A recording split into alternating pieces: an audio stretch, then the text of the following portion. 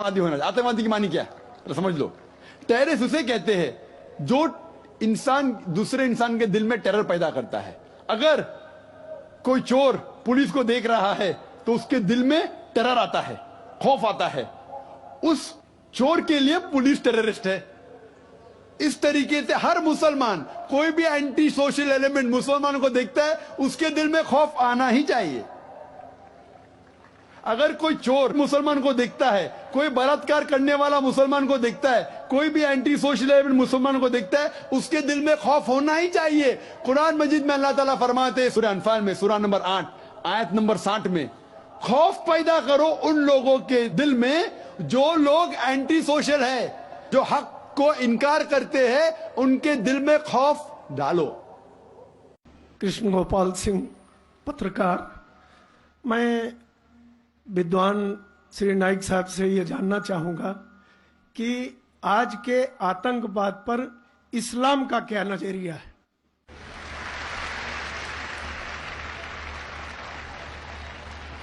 भाई साहब ने सवाल किया है कि आज के आतंकवाद पर इस्लाम का क्या नजरिया है, और मैंने एक तकरीर की है अंग्रेजी में भी, इज टेररिज्म मुस्लिम मोनोपोली, और पूना में भी उर्दू में, हिंदी में, क्या आतंकवाद मुसलमान की विरासत है। लेकिन आपने कहा कि आतंकवाद पर इस्लाम का क्या नजरिया है। कुरान मजीद में साफ अल्फाज में लिखा है सूरह मायदा में सूरह नंबर 5 आयत नंबर 32 में, अगर कोई भी इंसान दूसरे इंसान का कत्ल करता है, सिर्फ कत्ल के बदले कत्ल, और अगर वो इस जमीन पे फसाद फैला रहा है, इन दो वजह के अलावा कोई इंसान दूसरे इंसान का कत्ल करता है, गोया कि ऐसा है कि सारी इंसानियत का कत्ल करता है मासूम, चाहे वो मुसलमान हो या गैर मुसलमान हो।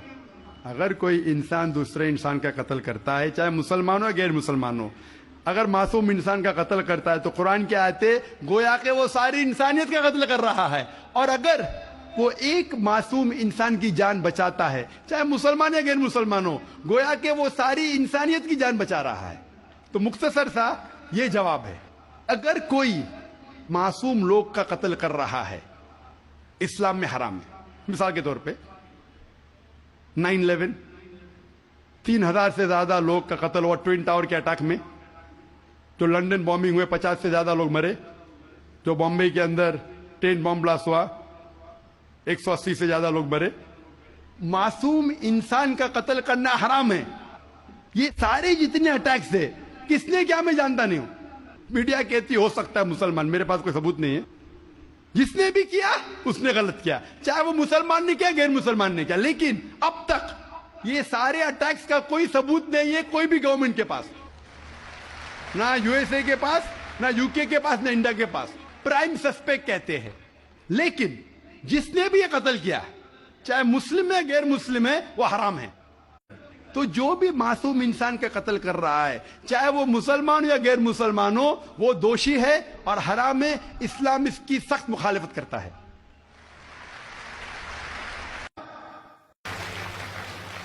मैं ये कहना चाहता हूं, जो भी जिम्मेदार है आतंकवादी हमले के, उसको पकड़ो, सजा दो। मैं आपकी मदद करूंगा, मुसलमान से कहूंगा मदद करो। मकोका से सख्त लॉ लो। इस्लाम के अंदर अगर कोई आतंकवाद है, उसको मिलना चाहिए सजा है मौत। मैं सख्त लॉ के फेवर में हूं। लेकिन ये कहना चाहता हूं, आप टाडा लेके पोटा लेके मकोका लेके आए, मैं आपके साथ हूं। लेकिन अगर कोई बेगुनाह को कोई मकोका में डालता है, और अगर 6 महीने बाद, 1 साल बाद साबित होता है बेगुनाह, पुलिस ऑफिसर को अंदर डालो।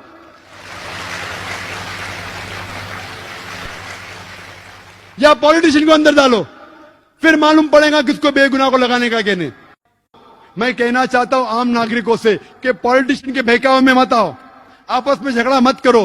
हिंदू मुस्लिम साथ में रहना चाहिए। जैसा मैंने कल कहा था, मजहब नहीं सिखाता आपस में बैर रखना।